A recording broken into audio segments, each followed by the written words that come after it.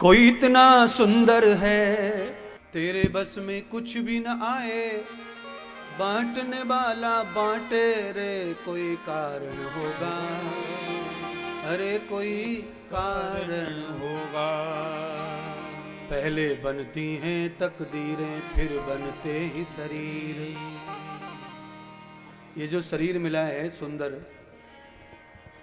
ये फ्री में नहीं मिला है। इसके लिए बहुत सारे तुमने तप जप पुण्य किए होंगे, तब सुंदर शरीर प्राप्त हुआ है। पक्की ईंट जो है ना, पक्की ईंटों से तो कई घर बन रहे हैं तुम्हारे गांवों में, पर कोई कोई घर तो बिल्कुल थूकने के लायक होना है और है पक्की ईंटों का। और कोई कोई घर ऐसा है जिसके आगे मंदिर भी फेल है। इतना खूबसूरत, इतना सुंदर, क्यों? माल लगे, माल। सुंदरतम माल से आवे, इटालियन मार्बल लग जाए, मकराना बिछ जा, और फिर चमक आ जाती है। महंगा मिस्त्री लाकर गांव को ही सत्तो पकड़ लियो और भाई पेंट भीत चिनवा दी। भाई चिंदे तू ही चिंदे या भट्टी? अरे मालपुआ की भट्टी चिनवे आ रहा, मकान कैसे चिने वो? भट्टी बनाने वाला ठीक है, घर बनाना है तो मिस्त्री ठीक ठाक होना और माल भी ठीक होना। अच्छी क्वालिटी का रेत, अच्छी क्वालिटी का सीमेंट, अच्छी क्वालिटी का मिस्त्री। तो जिन्होंने अपना धन परमात्मा की कारीगरी में अच्छा खर्च किया है, पुण्य का, सत्कर्मों का, उन्हें काया अच्छी मिली है, बुद्धि अच्छी मिली है, माता पिता अच्छे मिले हैं, परिवार अच्छा मिला है। और जिनके पास में थोड़ा था तो उनको माता पिता गिरे पड़े, कुल गिरा पड़ा और जीवन भी गिरा पड़ा और साया शरीर भी गिरा पड़ा है। कई कई शरीर तो ऐसे रहते हैं कि पूर्व की तरफ देख है कोई, तब पश्चिम में दिखे हुआ है। त्रिपुट्टी आंखों का पैदा होता है कोई कोई, तो वो देख रहा है इधर वीआईपी सोफा की तरफ और दिख रहा है इधर। ये क्या है?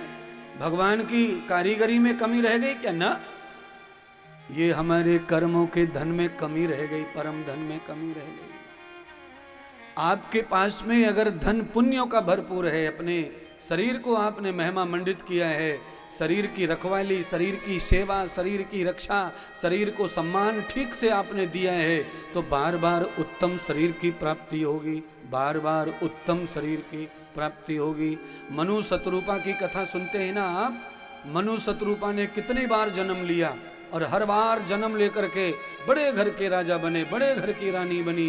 कैसे बने? तप जप के कारण, दान पुण्य के कारण। इतनी बार जन्म लेकर बार बार भगवान के माता पिता बनने का मौका, बार बार।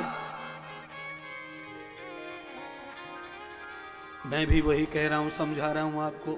क्या है महिमा भागवत की, वहां तक ले जा रहा हूं धीरे धीरे। पहले बनती हैं तकदीरें फिर बनते हैं शरीर। घर बनाना हो तो पहले लकीर बनानी पड़ती है चूना डाल के, और चूना से पहले घर बना दिया जाता है। ये कमरा, ये बाथरूम, ये हॉल, ये फलाना, ये ठिकाना। और फिर खुदाई, नींव खुदती है, और नींव खुदने के बाद में फिर उस चूना के ऊपर मिस्त्री को समझा करके कार्यक्रम शुरू हो जाता है। बिल्कुल सही कह रहे महाराज। ऐसे ही तो मैं कह रहा हूं, तकदीर माने चूना डालो, पहले लकीर सही खींचो, और भाग्य की लकीरें सही हो गई तो दीवार भी सही चुनी जाएगी। मिस्त्री बहुत जोरदार है परमात्मा।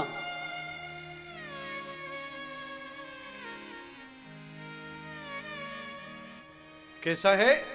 बहुत जोरदार।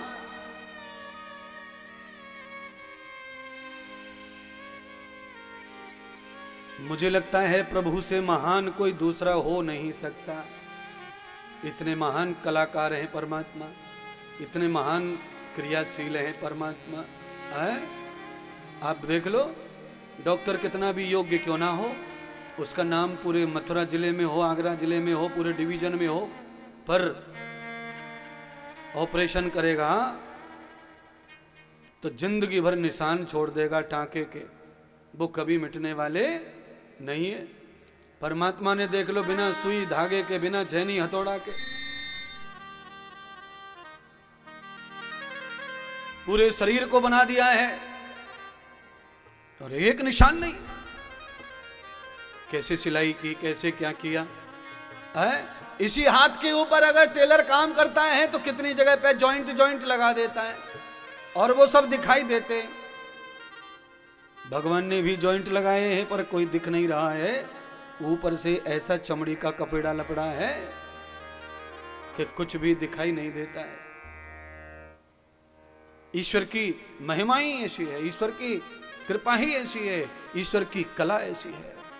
इसीलिए ऐसे परमात्मा से हमको नित्य प्रेम होना चाहिए, उनके चरणों में नित्य श्रद्धा होनी चाहिए, क्योंकि उनकी ही तो ये कला है। हमारे पास में है क्या? हम तो अपने भाग्य का फल भोगने आए हैं और वो फल भी भगवान के हाथ में ही है।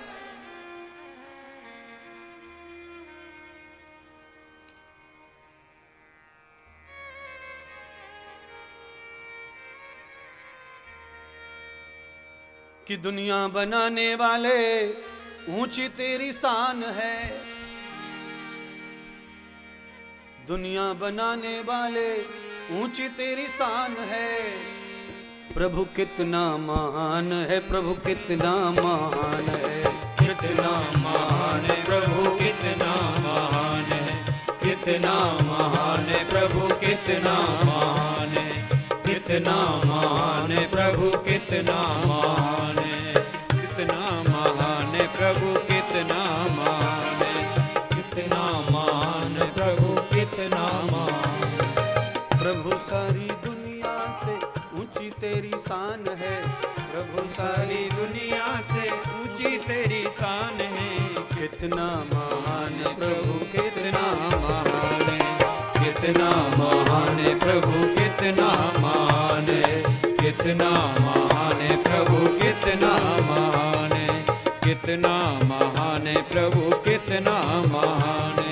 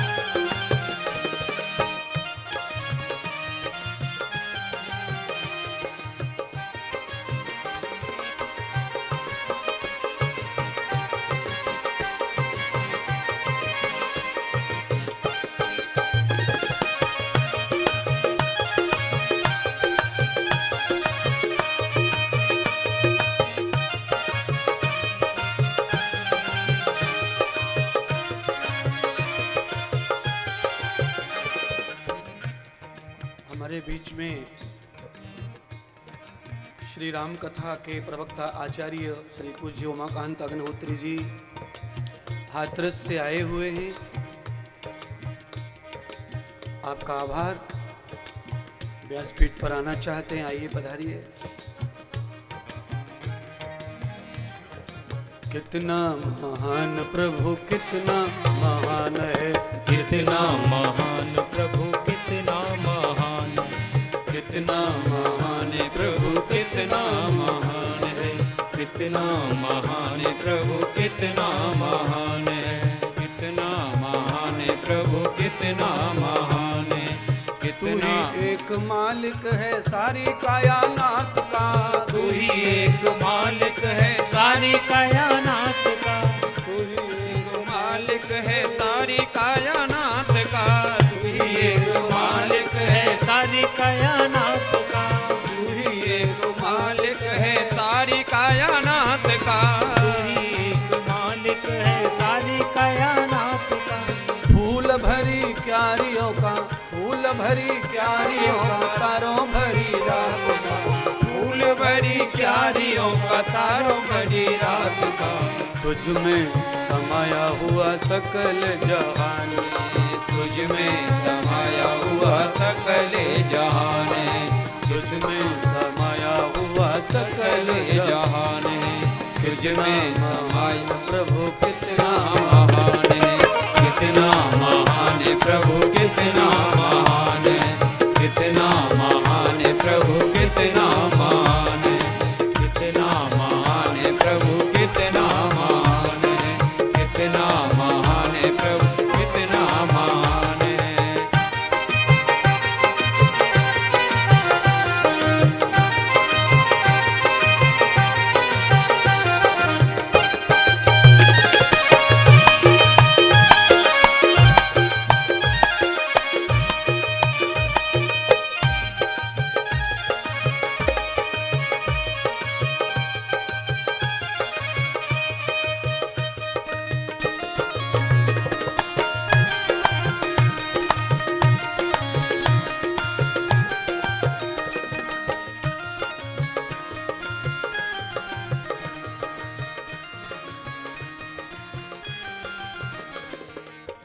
प्रभु की महानता है ये।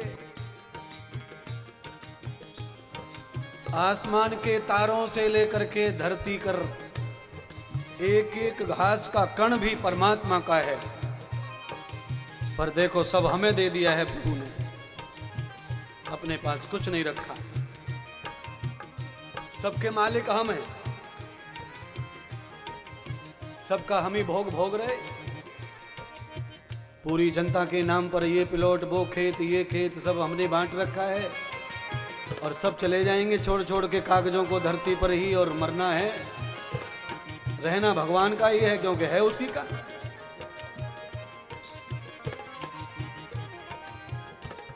तू कितना महान प्रभु कितना महान है, कितना महान है प्रभु कितना महान है, कितना महान है प्रभु कितना महान है, कितना महान है प्रभु कितना महान है, कितना महान है प्रभु कितना महान है, कितना महान है प्रभु कितना महान है, कितना महान है प्रभु कितना महान है।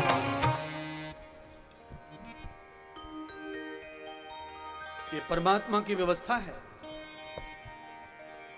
कि अच्छे बुरे कर्मों की है पूंजी सबके साथ में,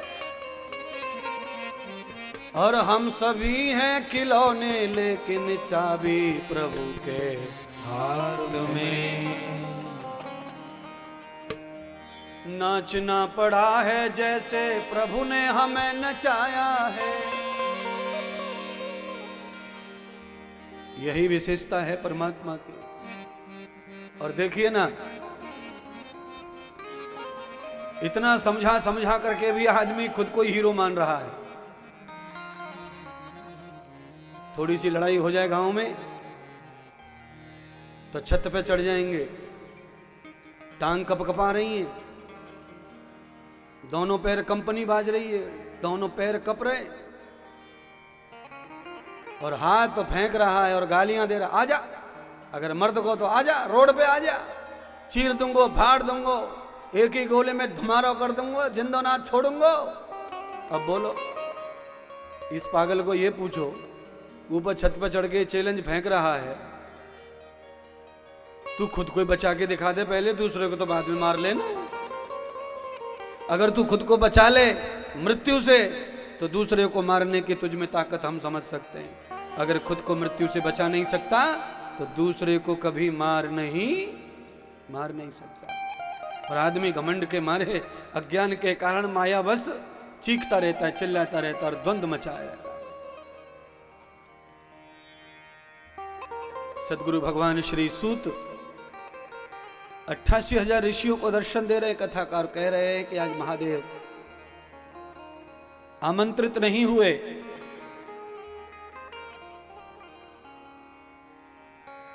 तो महादेव को कोई फिक्र नहीं उस बात की।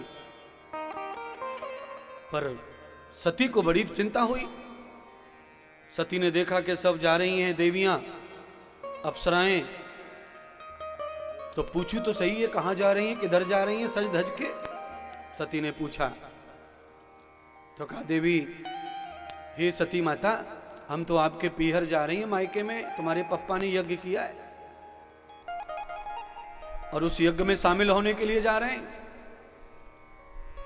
और तुम तो उनकी पुत्री हो, तुम्हारे बगैर उनका यज्ञ संपन्न सफल कैसे होगा?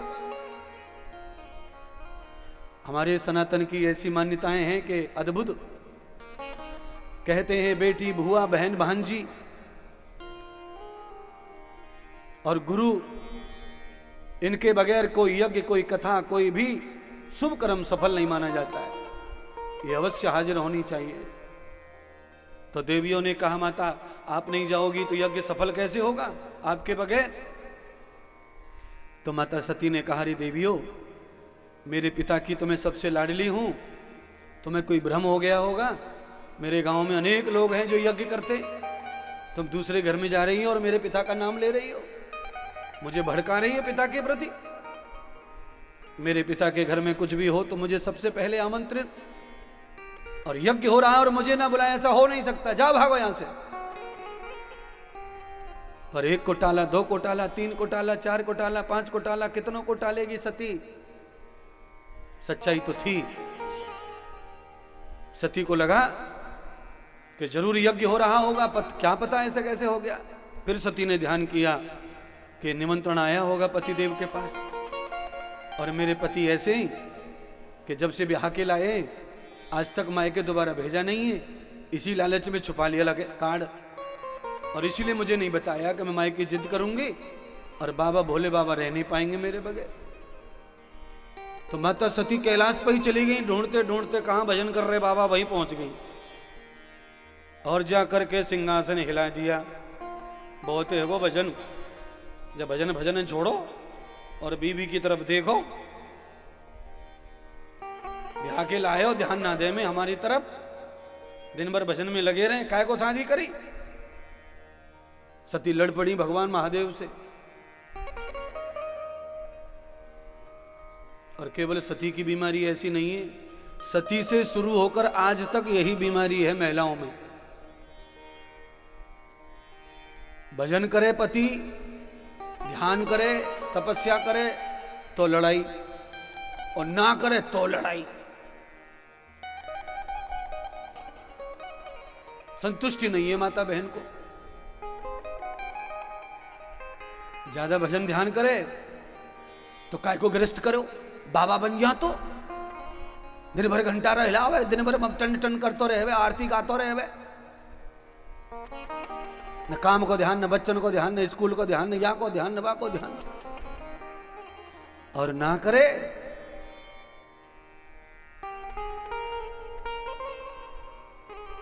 तो आप समझते ही हो, सब माता बहनें तो समझ ही रही हैं। फिर पति से माथा नहीं फोड़ती वो, फिर मित्र ने सखी से बता, में मेरी तो किस्मत फूट गई है, ऐसा मिले हो कि दिन भर खेत में लगे हो रहे, न नहावे, न धोवे, न भजन, न कथा, न भजन को ध्यान, कौन सा पाप करे हो सो ये मिलो। बड़ी समस्या है। माता सती ने भगवान शंकर को हिला डाला। और ध्यान कर लो, ध्यान में भजन में किसी को छेड़ना उत्तम बात नहीं है, श्रेष्ठ बात नहीं है, अच्छा व्यवहार नहीं है, पर माता सती तो छेड़ दिया, क्योंकि आज ही यज्ञ है और आज ही जाना है, टाइम कम है, और जिनके भजन के धाम तक बैठ ही रहूं तो रात रह जाएगी यहीं, फिर वहां पे तो पुआ ना बचेंगे झूठे कूटे, सारो खेल खत्म भंडारे को। गुरुजी आप तो बिल्कुल देसी में उतर आए, देसी सस्ती मिले। हाँ, सस्ती मतलब समझ में आ रही है बात। यधान यज्ञम कर्मम च भूषण। आहा, यज्ञ कर्म तो परम भूषण है, यज्ञ कर्म तो जीवन का सबसे मुख्य कर्म है। दक्ष प्रजापति ने कर्म तो उत्तम किया है, पर कैसा कर्म किया है तो कहा लक्ष्य अच्छा नहीं था, उसमें भाव नहीं अच्छा था। महादेव का अपमान करने के लिए यज्ञ हो रहा है, पूजा हो रही है।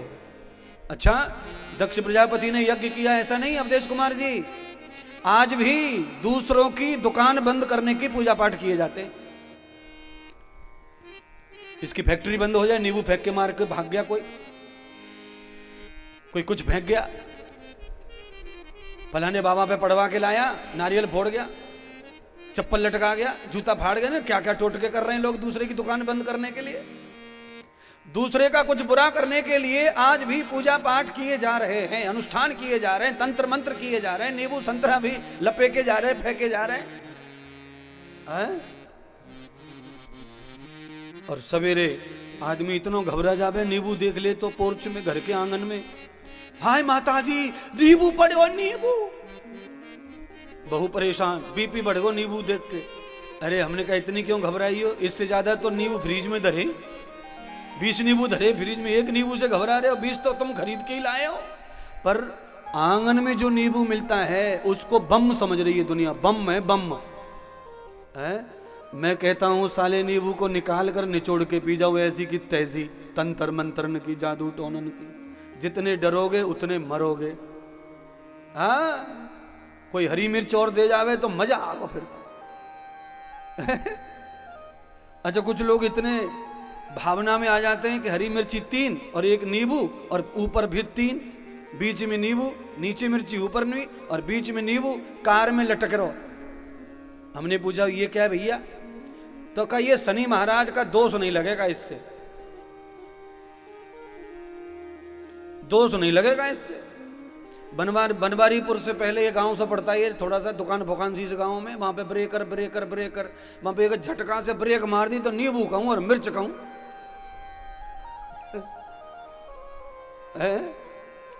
टूट के कच्चे धागे में तो बांधा हुआ था नींबू संतरा, एक ही झटके में टूट के गिरे बाहर।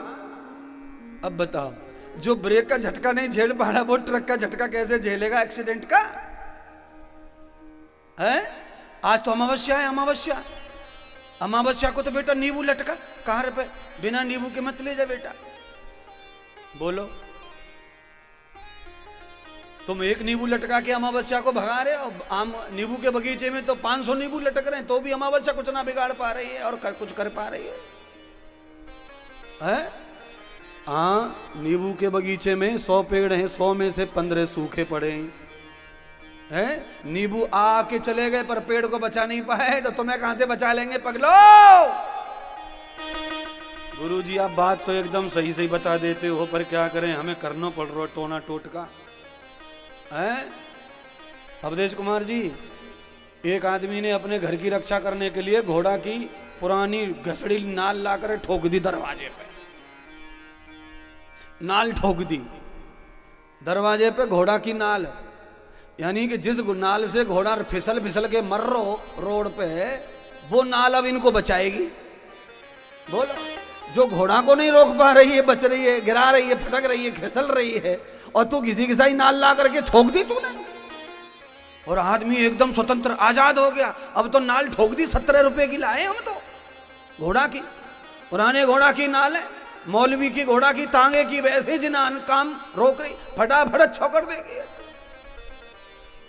नाल ठुकवा दी।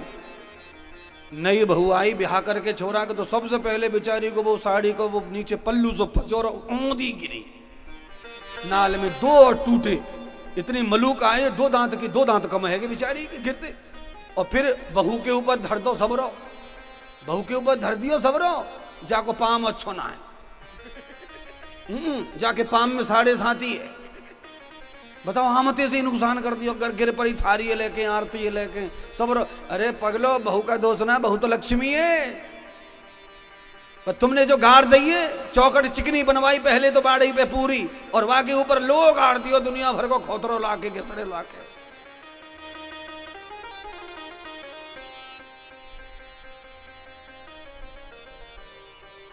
कोई आदमी 2 कमरा बनवा ले गांव में, 2 कमरा जैसे तैसे, यहां से ले वहां से ले, बोरी बेग, भैंस बेग, गैया बेग, 2 कमरा ठाड़े कर ले, सीमेंटू है तो ना है, और कूलरी पे कारो मुंह बना के टांग दइए। बता ताजमहल नजर लग नहीं रही, और जाकी जा कुठरिया नजर खाई जा रही है।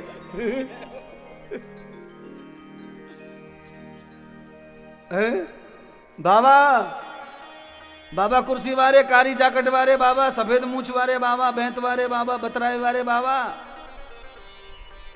हाँ वो बाबा टोपी वाले के बगल में बैठे, उनसे पूछ रहा हूं बाबा, हाँ है? मोदी जी ने इतना महंगा संसद भवन बनवाया, काली कूलरी टांगी ना वहां पे। और बताओ ये 7,000 ईंट जाने चिनवा दी जैसे तैसे, और काली कूलरी टांग के बाबा सफेद सफेद से मुंह से बना के भूतड़ी सी।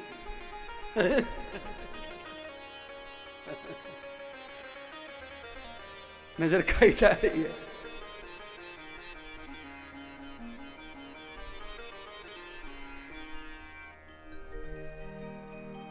कैसे लगे गो बेड़ा पार, रे भारत के मानव श्रेष्ठ बनो।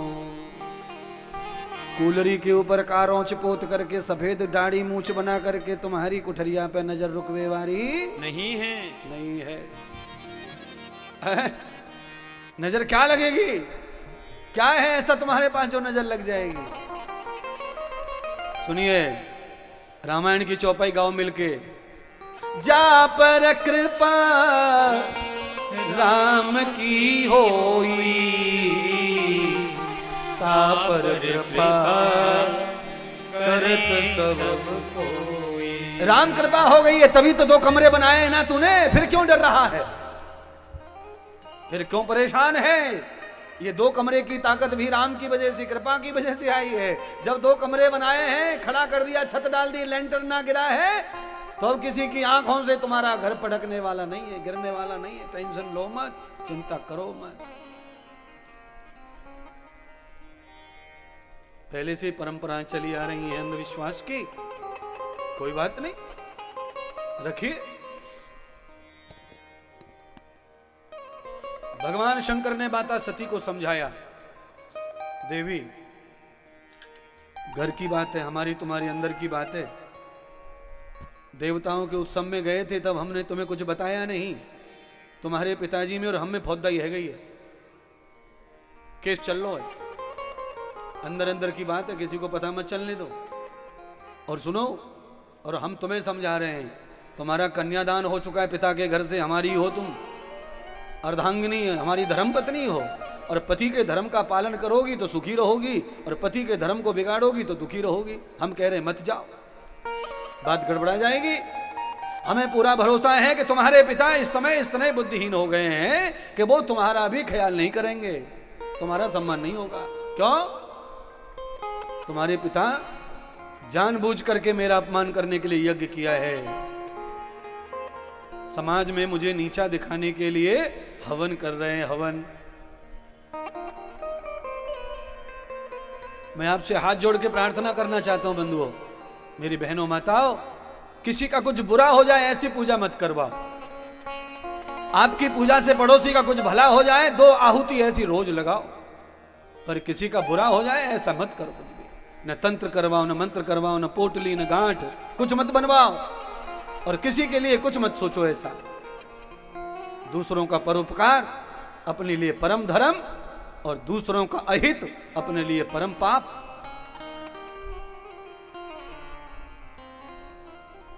दूसरों का अच्छा सोचने से अच्छा होगा, दूसरे का बुरा सोच के हमारा अच्छा नहीं होगा।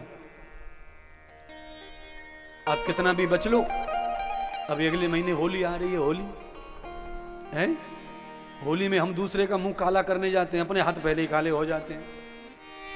बोलो हाँ या ना तो बोलो है। कुछ लोग चालाकी से काला मुंह करते हैं दूसरे का, पीछे से आएंगे चुप चुप चुप चुप चुप चुप चुप चुप पीछे से, और एकदम गालों पे आके दोनों हाथ रगड़ देंगे। गाल बाद में किसी के लाल पीले होंगे, पहले तेरे हाथों का हाल देख ले कैसा हो गया है। दूसरों का कुछ भी नुकसान करेगा पहले तेरा ही होगा, रंग तुझ पे ही चढ़ेगा पहले, बाद में दूसरे पर। इसीलिए अगर तू दूसरों को सुगंध देता है, दूसरों को सुख देता है, दूसरों को आनंद देता है, वो भी तुझे पहले प्राप्त होगा।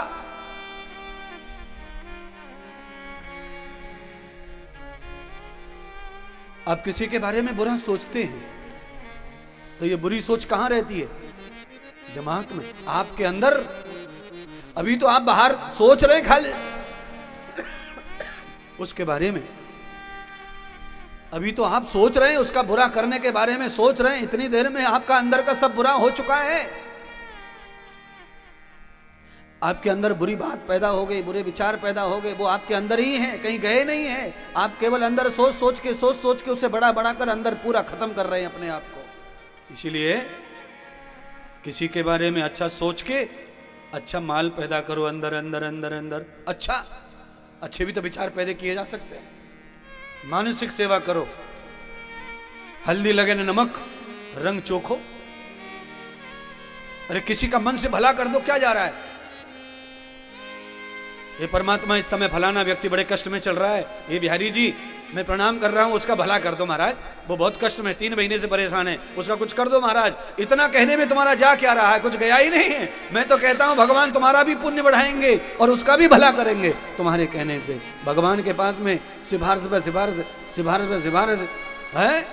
ग्राम पंचायत का एक कागज चले जावे, एक जिला परिषद का चले जावे, एक विधायक जी का चले जावे, एक सांसद जी का चले जावे, और मुख्यमंत्री के पास इतने सब कागज चले जावे तो मुख्यमंत्री उधर से साइन करके फटाफट भेज देता है, भाई बना दो, 200 मीटर की तो बात है, खरंजा बना के टकाटक कर दो। हाँ, तो ऐसे ही जब हम किसी के लिए सिफारिश भगवान के पास पहुंचाते हैं, मेरी तरफ से, इसकी तरफ से, उसकी तरफ से, तो फलाने का काम बनता चला जाता है, बनता चला जाता है। तो कोशिश करो किसी का काम बने, किसी के घर में सुकून आए, किसी की जिंदगी में रफ्तार आए, विकास आए, उन्नति आए। आज वो उसके लिए किया, कल तुम्हारे लिए कोई करेगा। सती नहीं मानी तो महादेव ने सती को अंतिम शब्द कह दिए, जाओ मैं तुम्हें रोकूंगा नहीं यज्ञ से, पर हमेशा के लिए जाना पड़ेगा देवी, लौट के नहीं आना अब हमारे घर। सती माता भी बड़े घर की थी, फुनक गई। फुनक गई मतलब ठीक है नहीं आएंगे लौट के, तो भूखे टूटे के, तुम्हें क्या लगता तुम्हारे भरोसे हमारे बाप बहुत बड़ा है? ऐसा बोल करके माता सती भगवान शंकर से रुष्ट होकर चल दी। भगवान शंकर ने कहा ऐसे मत जा, हमारी परंपरा ऐसे नहीं है घर से अकेली भगा दिया ना, जैसे लाए वैसे भेजेंगे। महादेव ने आदि संपत्ति सती माता को दे दी, गाड़ियां भरवा दी, और नंदी को कहा कि सम्मान के साथ में सती को उनके घर छोड़ के आओ। तो नंदी पूरी संपत्ति को लेकर के, माता सती को लेकर के कनखल पहुंच गए। हरिद्वार में यज्ञ चल रहा था, दुर्वासा आदि ऋषि बैठे हुए थे, बृहस्पति आदि देवता भी बैठे हुए थे, और माता सती पहुंची। नंदी दरवाजे पर खड़े हो गए, माता सती ने प्रणाम किया माता को, माता ने गले लगाया, और माता की माता सती माता की माता बेटी को समझाने लगे कि बेटी नाराज मत होना, तेरे पिताजी को पता नहीं क्या हो गया है, तुझे न्योता नहीं भेजा, मैं तो रो रही हूं उसी दिन से तू नहीं आएगी ऐसा सोच के, पर तूने भला किया आ गए। और आजकल देख तेरा ब्याह भयो जब से घर में से सुख चले गए, तू जब से गई है तब से तेरे पिता मेरी बात ही नहीं मानते। माता की माता ने तो अपनी बात मना ली और बेटी के साथ में सम्मिलित हो गई। बेटी को कहा जाओ अपने पिता से मिल लो। यज्ञ पर बैठे थे दक्ष प्रजापति, माता सती ने जाके प्रणाम किया। दक्ष प्रजापति ने पत्री को देखा, लाल ताता हो गया, गर्म हो गया, क्रोधित हो गया। जो न कहना था वो कह डाला। किसने बुलाई, क्यों आई, और मेरे यज्ञ को आकर बिगाड़ना चाहती हो, दूषित करना चाहती हो, तो उस जंगली की पत्नी हो, मैंने तुम्हें आमंत्रित नहीं किया। बिना आमंत्रण के उस निर्गुणी की तरह तुम भी निर्गुणी हो गई हो। क्या एक भी गुण नहीं बचा तुम में मायके का? कैसे जाना चाहिए, कैसे आना चाहिए, बिना बुलाए चली आई। माता सती को भयंकर अपमान हुआ। सबके बीच में बेटी को ऐसे कोई कहे तो परेशान हो गई वो। माता सती ने अपने अपमान को सहन कर लिया, कोई बात नहीं, जिन्होंने जन्म दिया है, पाला है, पोसा है, वो दो गाली दे रहे हैं, पिता हैं, कुछ भलाई होगा, ऐसा सोचकर आगे बढ़ी माता सती। और देखा ब्रह्मा जी का आसन पड़ा है, विष्णु भगवान का आसन पड़ा है, पर दोनों देवता हाजिर नहीं है, आए नहीं है। शंकर भगवान का आसन भी डाला नहीं है। तो माता रुष्ट हो गई। पतिव्रता नारी थी, शंकर भगवान का आसन देखा नहीं। भरी सभा में माता सती को लगा कि मेरे पति का अपमान हो गया, और पति का अपमान पिता ने किया है भरी सभा में, और मैंने भी पति का अपमान कर दिया है, तो अब इस शरीर को जीने का अधिकार नहीं है। जो शरीर भगवान का नहीं हो पाया वो शरीर संसार में किसी का होके क्या करेगा। ऐसा सोच के माता सती ने कह दिया दक्ष प्रजापति से कि हे दक्ष, भगवान शंकर रुद्र हैं, अगर रुद्र यज्ञ में नहीं आए और रुद्र को अगर राख रक्षा भोग नहीं मिला तो यज्ञ विध्वंस हो जाता है। बिना शंकर के यज्ञ संपन्न नहीं हो सकता, तुम्हारा यज्ञ संपन्न नहीं होगा। ऐसा कहा और पति के अपमान को न देखना चाहिए ऐसा सोच के अग्नि में कूद करके शरीर को भस्म कर दिया।